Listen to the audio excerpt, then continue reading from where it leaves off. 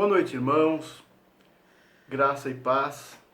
Que bom que estamos novamente juntos. Mais uma quarta-feira, mais um estudo bíblico. Louvado seja Deus por isso, por essa graça. Meus irmãos, já estamos há cerca de 7 meses da quarentena. 7 meses da quarentena. Não tem sido fácil. A situação não tem sido fácil mesmo. Essa pandemia afetou a sociedade de uma forma geral, afetou a economia, afetou a vida das pessoas, a vida de todas as pessoas de muitas formas e de algumas pessoas de forma mais trágica.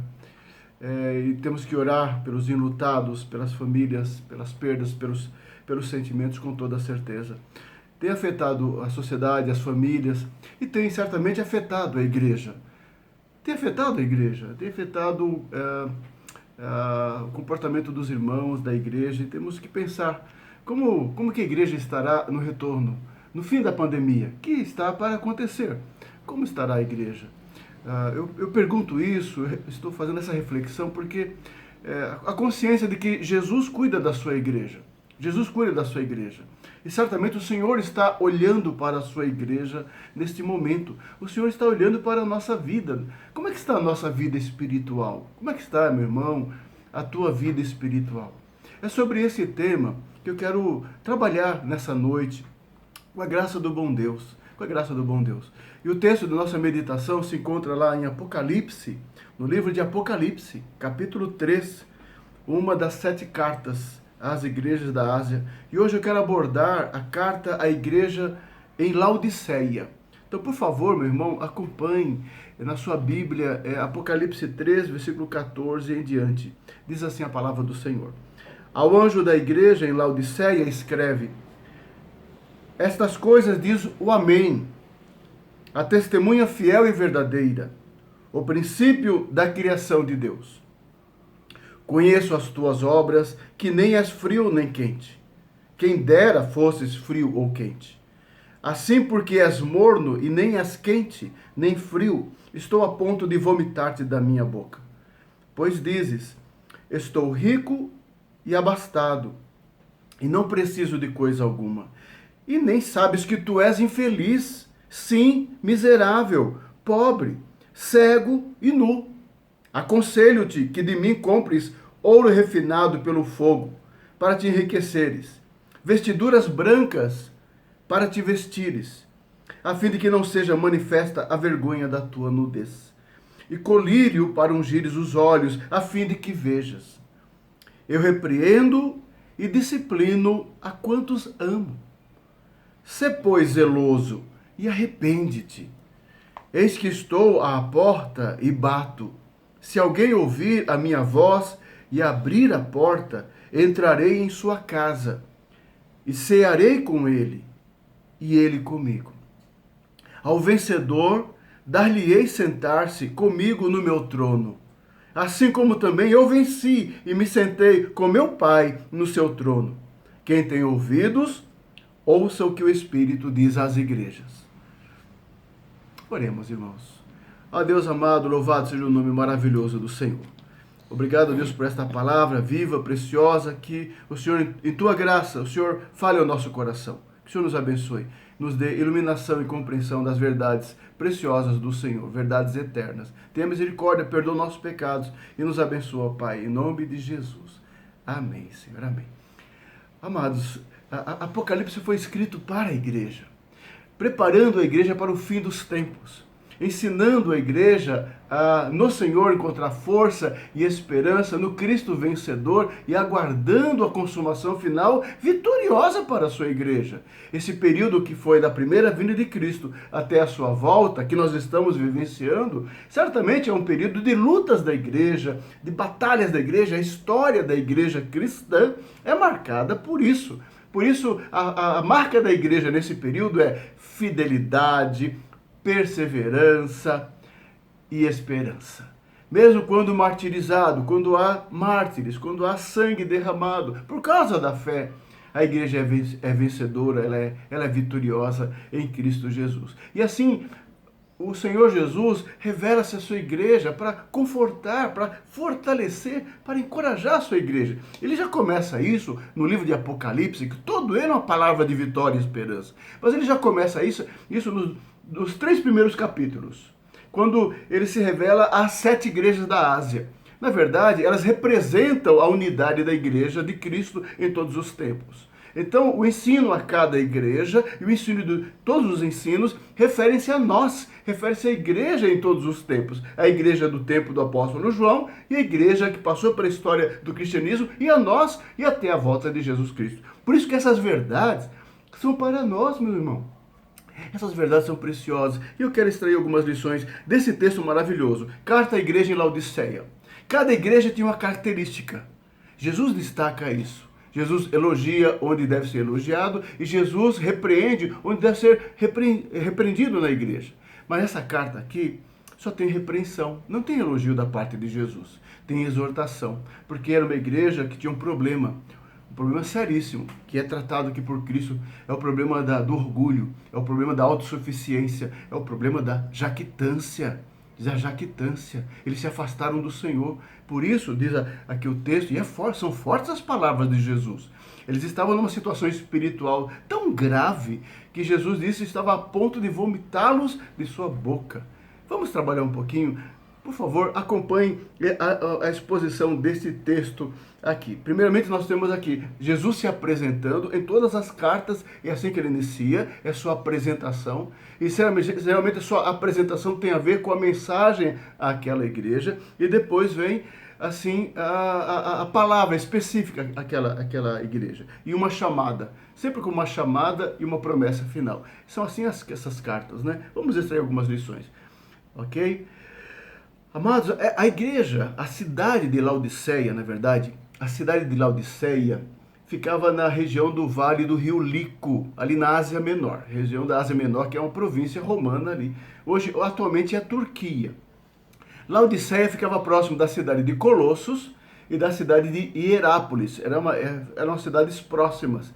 Colossos, você lembra muito bem que Paulo escreve uma carta aos Colossenses, que é uma igreja próxima. Tanto que na carta aos Colossenses, Paulo faz uma saudação e pede que aqueles irmãos leiam a carta aos Colossenses junto aos irmãos em Laodiceia. Ok, lá em Laodiceia, antigamente, havia na cidade aquedutos de fontes termais ao sul da cidade, que levava água para a cidade. Mas até chegar à cidade de Laodiceia, a água ficava morna, porque a qualidade não era boa. E a cidade ganhou então a reputação por causa daquela água que não era potável, não era boa. É uma das características daquela cidade, né? Esta água. Laodiceia tinha outras características, por exemplo, era uma cidade rica, um centro bancário. É uma cidade assim, com um centro comercial assim, desenvolvido, por isso que Jesus fala que a igreja se considerava rica, por causa dessa condição social da cidade. E havia também, a região era conhecida pela produção de uma lã muito famosa, uma lã preta, né? E também pela produção de um tipo de colírio para os olhos. Isso são informações que temos acerca da cidade de Laodiceia. É interessante que esses 3 elementos, a água, a lã e o próprio colírio, que faziam a fama daquela cidade. Jesus usa essas situações para a condição espiritual da igreja em Laodiceia. É interessante o uso que Jesus faz disso na sua exortação àquela igreja, ok? Bom, diante desta pequena introdução, algumas lições. A primeira lição que eu quero abordar com os irmãos é sobre a apresentação de Jesus no versículo 14. Ao anjo da igreja em Laodiceia escreve: estas coisas diz o Amém, a testemunha fiel e verdadeira, o princípio da criação de Deus. 3 títulos que Jesus mesmo coloca para si na sua apresentação. O Amém, a testemunha fiel e verdadeira e o princípio da criação de Deus. Na verdade, a forma como se revela, né? Todas as cartas, ele se revela assim. O Amém quer dizer aquela palavra final. É a autoridade absoluta. Essa palavra vem de origem hebraica, obviamente, né? Significa certamente, verdadeiramente. Assim é o Senhor, assim é o nosso Deus. É a palavra absoluta, é a verdade absoluta, que ele se apresenta assim: eu sou o caminho, a verdade e a vida, disse Jesus, né? E ele é a testemunha fiel e verdadeira. Muito a falar sobre isso, mas vamos até, assim, dentro do nosso estudo, sobre isso. Jesus é aquele que traz o testemunho perfeito acerca do Pai. Ele veio revelar perfeitamente o Pai. Ou seja, ele fala a verdade em cada promessa, em cada ensino, em cada ministração. Ou seja, ele traz o testemunho verdadeiro do Deus eterno ao homem. É a palavra verdadeira, efetiva, de vida, de eternidade, de salvação e esperança para o homem. É ele, Jesus.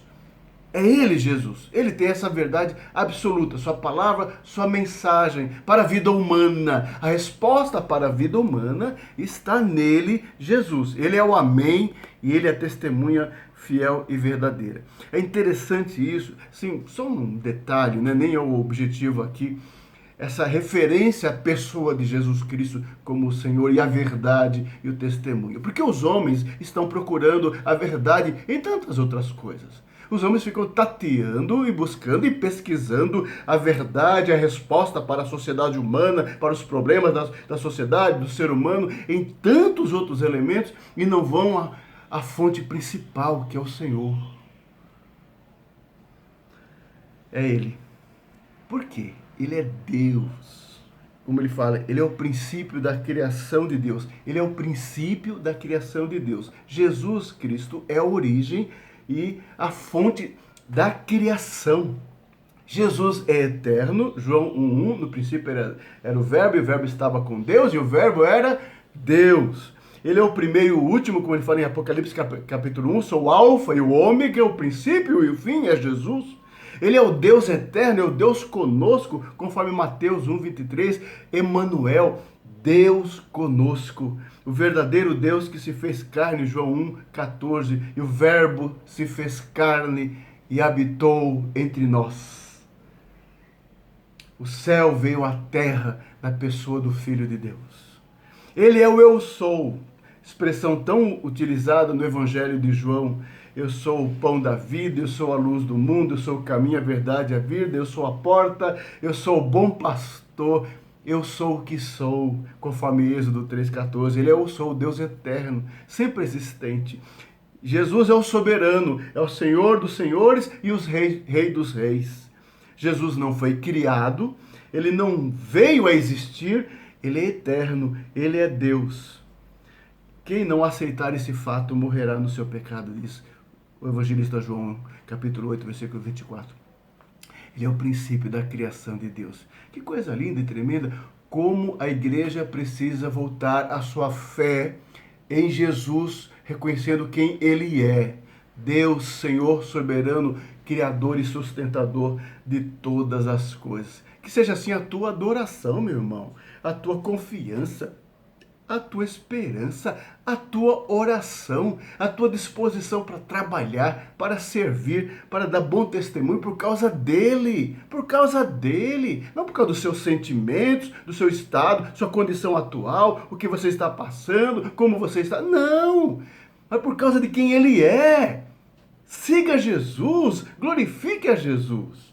Ele é o princípio da criação. Jesus se revela assim, a testemunha verdadeira e o Criador. Aí a segunda lição, porque Ele é isso, Ele é o que é Senhor soberano, Ele é o Senhor da igreja, Ele é o cabeça da igreja, Ele conhece a igreja, Ele conhece o povo de Deus, o seu povo, conhece a você, conhece a mim. E Ele se apresenta assim, olha, versículo 15, conheço as tuas obras, que nem és frio nem quente, conheço as tuas obras.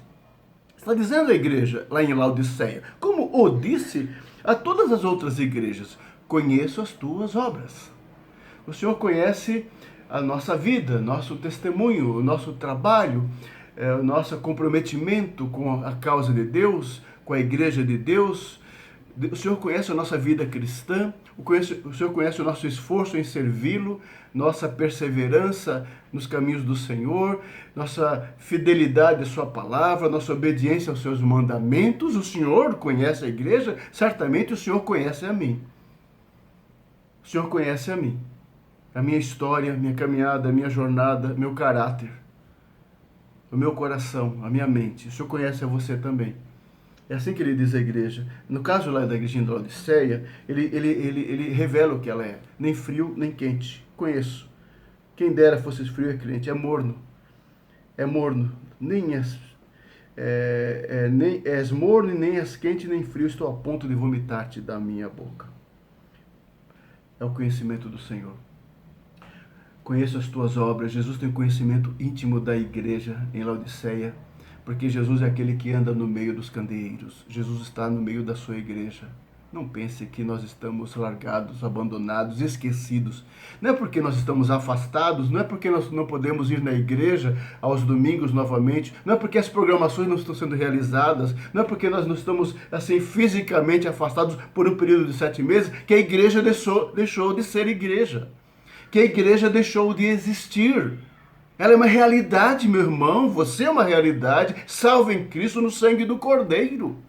E Jesus conhece sua igreja espalhada. Está vendo o sentimento dos irmãos, o meu sentimento, o teu sentimento, o nosso comprometimento, independentemente da questão social, do isolamento, das dificuldades que estamos enfrentando. O Senhor sabe a nossa dedicação, nossa fé, nossa perseverança, nosso entusiasmo, nossa disposição em servir, nossa fidelidade. O Senhor nos conhece. O Senhor nos conhece. E o Senhor está nos provando com toda certeza. Como o Senhor conhecia aquela igreja em Laodiceia, morna, nem frio nem quente, não tem sabor nenhum, não vale nada. Nada para o Senhor naquele momento da história. E o Senhor repreende por isso. Como diz a palavra, quem dera fosses frio ou quente. Como está a tua vida nesse momento, meu irmão? Como é que está a tua vida espiritual? Tua vida é fervorosa? Você mantém a mesma fé, a mesma esperança? Você está firme no Senhor? Você está firme em Deus? Mesmo que você não possa eventualmente estar na igreja adorando o Senhor, você está firme? Você continua confiando no Senhor? Você continua amando a igreja? Amando o povo de Deus, a sua liderança, os caminhos? Você continua as mesmas referências? Você mantém as mesmas referências, meu irmão? Ou será que essa pandemia, essa situação, essa circunstância adversa que estamos enfrentando abalou a tua fé? As águas termais de Herápolis, em Herápolis tinha águas termais também, elas ajudavam no tratamento da saúde, eram quentes, eram boas. As águas em Colossos eram frias, mas eram boas para beber, eram potáveis. Mas as águas mornas de Laodiceia basicamente não serviam para nada. Só davam ânsia de vômito. Que terrível. Para Jesus, aquela igreja estava nessa condição. O Senhor não tolerava mais a apatia, o estado espiritual daquela igreja. Estou a ponto de vomitar. Contente na sua autossuficiência, Jesus sentiu vontade de expulsá-la da sua presença. Por causa da sua arrogância, né? No versículo 17 diz assim, olha, pois dizes, Jesus está falando sobre o que? A declaração da igreja. Estou rico e abastado e não preciso de coisa alguma. E é o que ela dizia. É o que ela pensava de si mesma. É um perigo, né? O que nós pensamos de nós mesmos, né? É uma questão tão séria, né? Paulo, na sua carta aos Coríntios, ele diz assim, quem pensa estar em pé, veja que não caia. É uma exortação aos crentes em Corinto, ensoberbecidos, aí com os dons espirituais, com outras coisas. Ele alerta aquela igreja para não cair no pecado da arrogância, da prepotência, da jactância espiritual, se achando já superior até aos demais. É o caso da igreja em Laodiceia. Tinha um pensamento errado. É uma igreja orgulhosa, crentes orgulhosos, pessoas orgulhosas. O orgulho daquela igreja era tanto que cegou o coração deles, cegou-os espiritualmente, ao ponto de não perceberem os seus problemas, ao ponto de não perceberem a sua miséria, a sua condição, o seu pecado. Eles se achavam fortes e independentes, mas Jesus mostrou o real estado daquela igreja. Uma igreja fraca, uma igreja infrutífera, uma igreja cega. Sua jactância, seu orgulho ao confiar em suas obras, revelava a sua nudez. Se achava tão linda, mas nua aos olhos de Cristo. Nu em que sentido? É o que ele diz aqui, o texto fala, nem sabes que tu és infeliz, miserável, pobre, cego e nu, é o que Jesus fala. Você se acha rica, mas não, você é pobre, miserável, cego e nu. Porque essa confiança nas obras revelava a sua incompreensão da justiça de Cristo.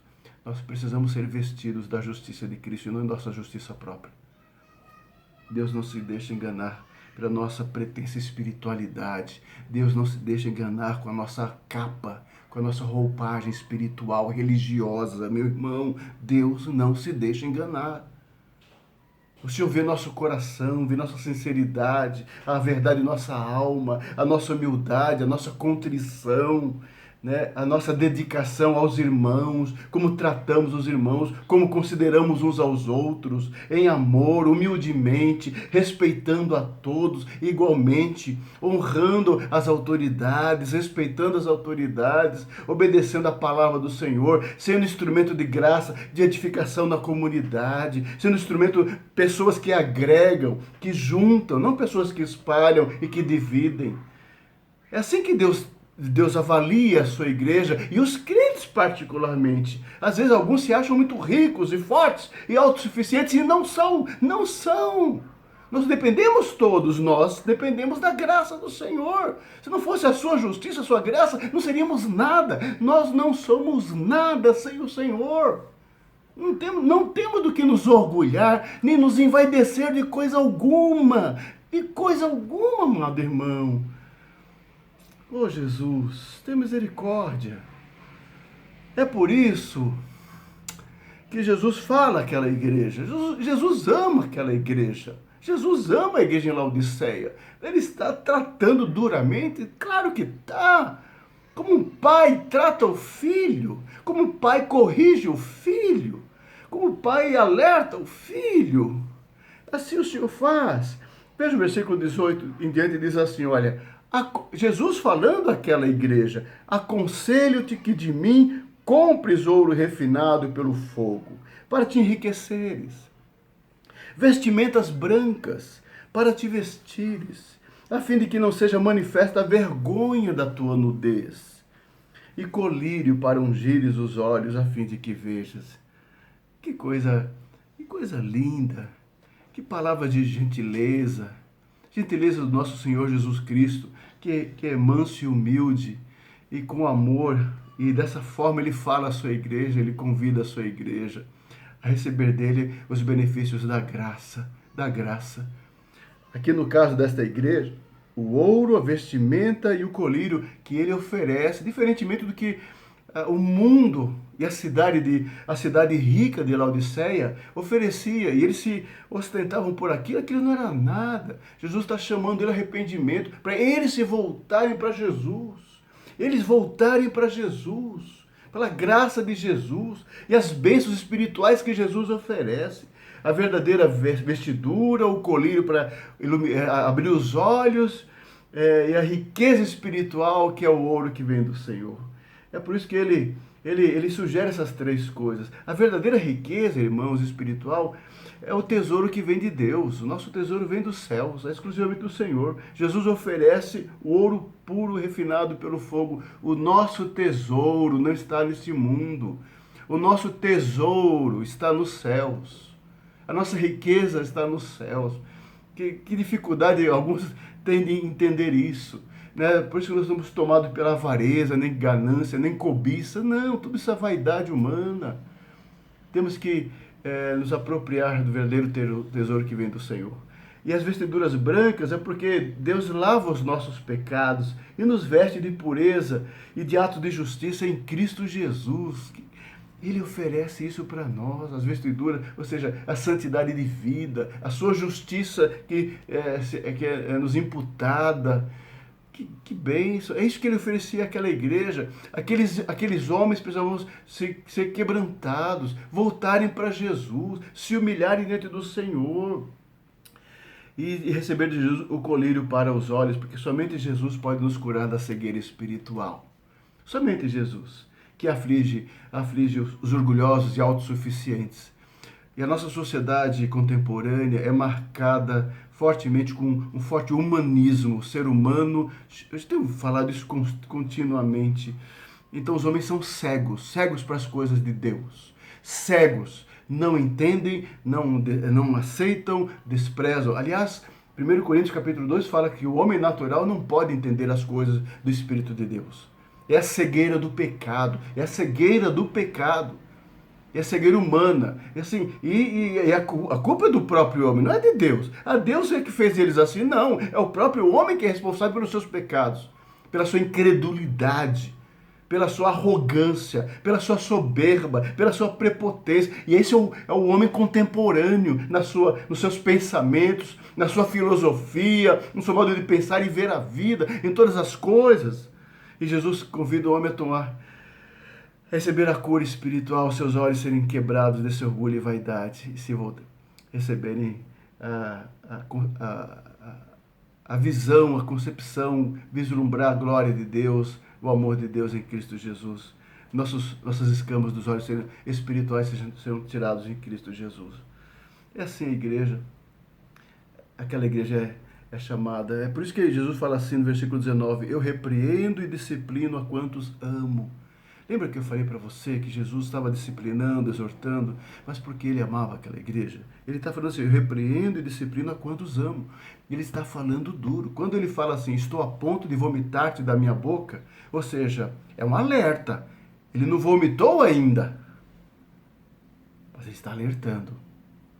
Ele está alertando. Abram os olhos. Abram os olhos. Ainda é tempo. Ainda é tempo. Voltem para Deus. Não relaxem na vida espiritual. Não relaxem. É por isso que ele fala, eu repreendo e disciplino a quantos amo. A correção que vem de Deus é uma manifestação do seu amor. Às vezes essas tribulações que estamos passando, também, tudo isso é a mão de Deus tratando, disciplinando, provando a sua igreja, seu povo, nesse tempo. Aqueles que são firmes. Aqueles que são fiéis, que permanecem amando a Ele, sim, o Senhor tratando a sua igreja, nos livrando do pecado, o compromisso com o mundo. Muita gente, muitos cristãos comprometidos com as coisas do mundo, as coisas mundanas. E o Senhor vem tratando isso, amado, todos nós, para voltarmos para Ele, porque Ele nos ama. Quando Deus nos corrige, e Ele faz isso, quando Ele nos corrige, devemos aceitar a disciplina como Ele deseja, para o nosso próprio bem. Ele sempre quer nos conduzir ao arrependimento e à plena comunhão com Ele. Por isso que Ele diz assim no final do versículo 19, sê, pois, zeloso e arrepende-te. Sê, pois, zeloso e arrepende-te. Ele está falando para mim e para você. Ele está falando à igreja em Laodiceia. Ele está falando à sua igreja. Abra os olhos. Volta. Deixe essas coisas do mundo, essa vaidade, essa arrogância. Quebrante o coração. Arrepende do pecado. Deixe as coisas erradas.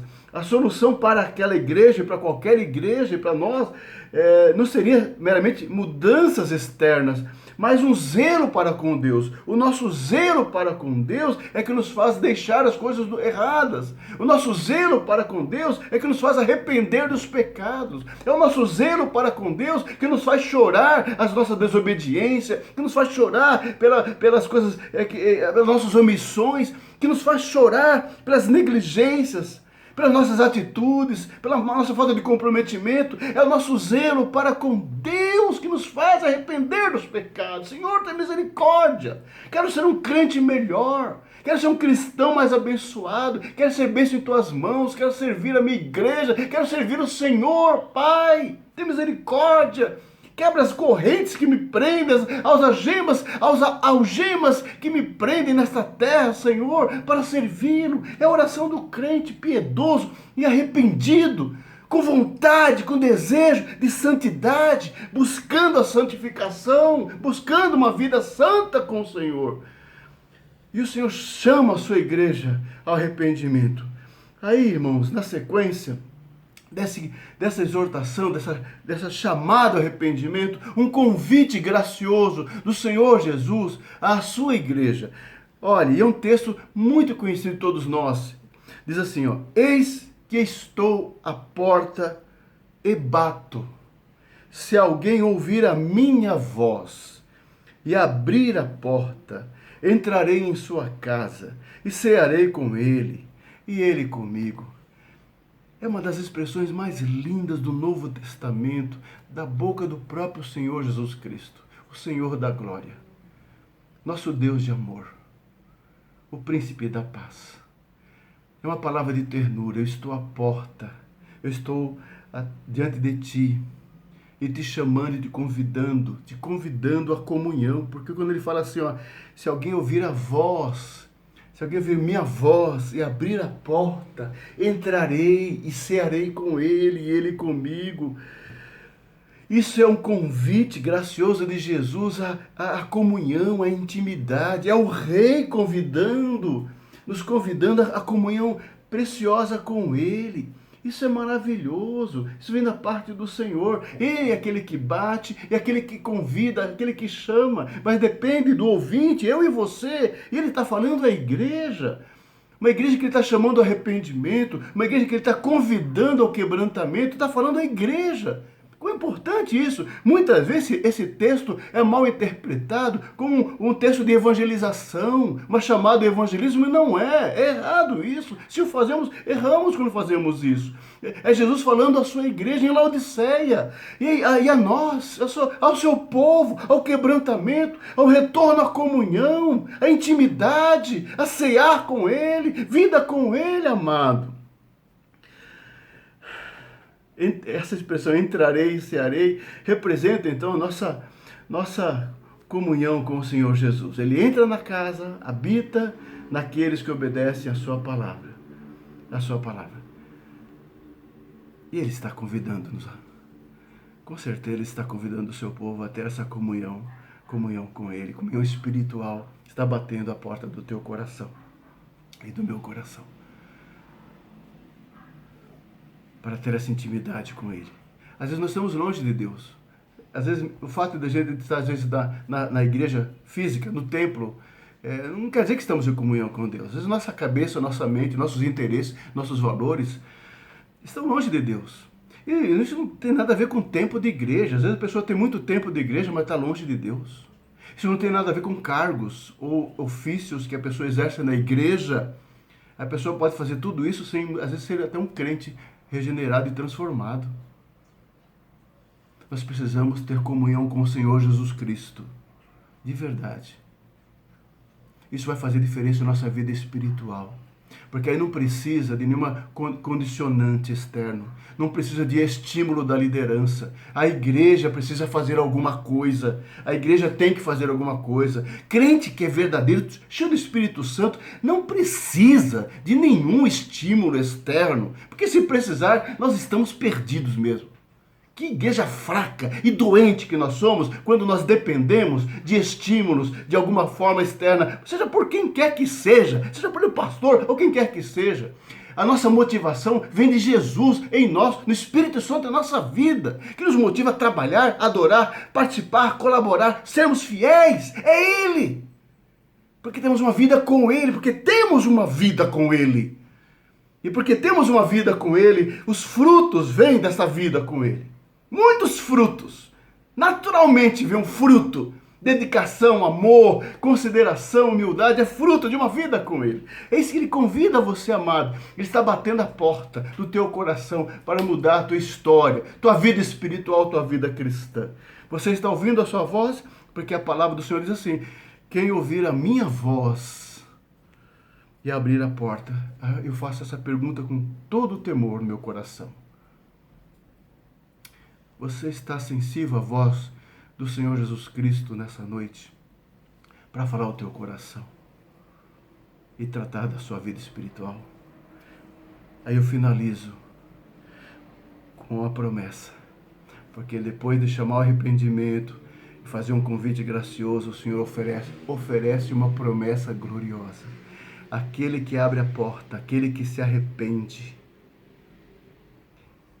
Ele convida para desfrutar do reino eterno.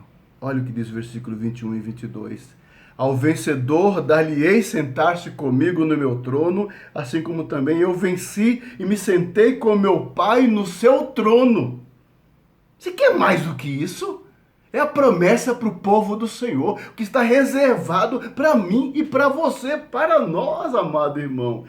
Tremendo é participar do reino eterno, do trono que é oferecido pelo Senhor ao vencedor, que é a expressão que se repete em todas as cartas. As 7 cartas terminam assim. É a promessa ao eleito de Deus, ao povo de Deus, aos santos do Senhor, aos salvos do Senhor, promessa de vitória, de desfrutar do reino celestial, da consumação eterna, participar do trono. Que bênção! Somente os vencedores terão o privilégio de reinar com Jesus Cristo, participar do reino eterno de Jesus. Tal honra não seria para os orgulhosos e autossuficientes, mas para os crentes humildes e quebrantados, que aceitam o colírio que vem de Jesus, a vestimenta branca que nos reveste a justiça de Cristo e o ouro refinado que vem do Senhor. Somente os obedientes, que se arrependem, são contritos, que atende a voz do Senhor e abre a porta. Somente os obedientes serão exaltados com Cristo. Por isso a palavra final do Espírito Santo é: quem tem ouvidos, ouça o que o Espírito diz às igrejas. Quem tem ouvidos são o povo eleito do Senhor. Que o teu coração, tua alma tenham ouvidos espirituais da graça para ouvir a voz do Senhor, que bate e chama e te convida. Que bate e chama e te convida para ceiar, para se deleitar em sua comunhão. Ele é tão amoroso que uma igreja quase morta, como a igreja em Laodiceia, uma igreja morna, quase ao ponto de ser vomitado, mas o Senhor ama e o Senhor fala com graça àquela igreja e convida aquela igreja à comunhão. E uma promessa: cabe ao homem, cabe a você, cabe somente a você, meu irmão, que está ouvindo nessa noite, ouvir a voz do Senhor, atender o seu chamado e desfrutar da comunhão. Quebranta o teu coração. Não se deixe tomar de orgulho e vaidade espiritual. Seja mais humilde. Nós dependemos do Senhor. Não somos melhores, não somos mais fortes, não somos super crentes, não somos. Nós dependemos da graça do Senhor. Que o seu coração não seja tomado de arrogâncias, orgulhos e vaidades espirituais. Não se permita. Os fariseus eram assim. Os fariseus eram homens assim, repreendidos por Jesus, tomados por legalismo, um falso legalismo, com capa de espiritualidade enganosa. Não se permita assim. Quebrante o seu coração. Seja manso, seja humilde, seja contrito, seja quebrantado, seja amoroso. Seja cheio da graça do Senhor. Assim eu concluo, resumindo tudo isso, resumindo toda essa mensagem linda dessa carta, uma frase: Jesus é a testemunha verdadeira, que conhece a sua igreja e chama a igreja ao arrependimento, com um convite gracioso e uma promessa gloriosa. Está aqui no texto. Vocês perceberam? É lindo demais, é abençoador demais. Que isso toque no seu coração. Eis que estou à porta e bato, diz o Senhor. Eis que estou à porta e bato. Nesta noite, eis que estou à porta e bato. Abra a porta do seu coração para a sua vida espiritual ser frutífera, abençoadora, rica, cheia da graça do Senhor, fruto de uma comunhão espiritual com o Senhor Jesus Cristo. Por isso, se arrependa do pecado, deixe o pecado e volte para o Senhor. Diante disso, amados, vou pontuar algumas aplicações. Como está a sua vida espiritual? Frio ou quente? Ou morno? O que você tem feito pela sua alma nesses tempos de pandemia? Pela sua alma. Você tem cuidado da sua alma, sua vida espiritual, ou cuidado só das questões materiais e do corpo e da saúde? Tudo isso é importante, com certeza, mas às vezes nós estamos desprezando a nossa vida espiritual. E agora que a gente está afastado, quase 8 meses afastados da igreja, dos trabalhos da igreja, que efeito isso está fazendo na tua vida? Que efeito isso vai fazer na tua vida no futuro, hein? Pensa nisso, hein? Jesus conhece a nossa condição e situação espiritual. Jesus sabe o que passa no nosso coração. Jesus sabe o que passa no seu coração. Enquanto estou falando, você está pensando, julgando, avaliando com toda certeza. Jesus sabe o que passa no nosso coração, nossas intenções, nossos pensamentos, nossos bons pensamentos ou não. Ele sabe todas as coisas. Por isso, amado, em tudo isso, seja sensível à sua voz e abandone qualquer pecado imediatamente. Reconheça a necessidade que eu e você temos da graça de Jesus. Aceite o seu convite gracioso de comunhão. Abra a porta do teu coração. Abra a porta do teu coração. Ouça o que o Espírito diz às igrejas. Ouça o que o Espírito está dizendo a nós nesse dia. E finalmente, confie na promessa de que reinaremos com Ele para sempre. Para sempre e para sempre. Ao vencedor, dar-lhe-ei sentar-se no meu trono. Fique com esta promessa no seu coração. Que Deus te abençoe, meu irmão, com a meditação nesse texto abençoador do Senhor. Que Deus abençoe sua casa. Cuide da sua vida espiritual. Cuide do seu coração. Oremos ao Senhor. Querido Deus e Pai Celestial, que a tua graça esteja sobre nós, sobre a tua igreja. Fortalece a nossa fé, a nossa vida espiritual. Não nos permita, Senhor, nos tornarmos crentes, ó Deus, omissos, incrédulos, indolentes como os crentes em Laodiceia. Mas dá-nos, ó Deus, uma fé, ó Deus, vibrante, fervorosa no Senhor e um coração quebrantado e humilde diante do Senhor. Que reconheçamos que a nossa riqueza é o Senhor, que a nossa glória é o Senhor, que a nossa força é o Senhor. E que possamos atender o seu chamado e ouvir a tua voz. E desfrutarmos da comunhão espiritual exemplificada nesse texto, ceando com o Senhor. Pai, desfrutarmos juntos para sempre a promessa de estarmos para sempre no trono eterno, no reino celestial. É a nossa oração, Pai, agradecidos, em nome e por amor de Jesus. Amém. Que Deus abençoe, irmão. Fique na paz do Senhor. Muito obrigado pela atenção.